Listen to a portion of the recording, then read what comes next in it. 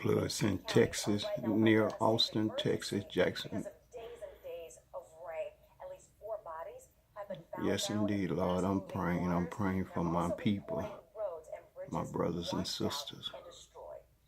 Recreational marijuana sales have begun in Canada, where people can now legally buy up to 30 grams, about an ounce. Anyone convicted in Canada having up to 30 grams of marijuana will be pardoned. Canada is the second country to legalize October recreational 17th, marijuana. 2018, 6:30 p.m., 6:30 a.m., Jacksonville, Florida. I am Jake Locksmith, serves Jacksonville, Florida.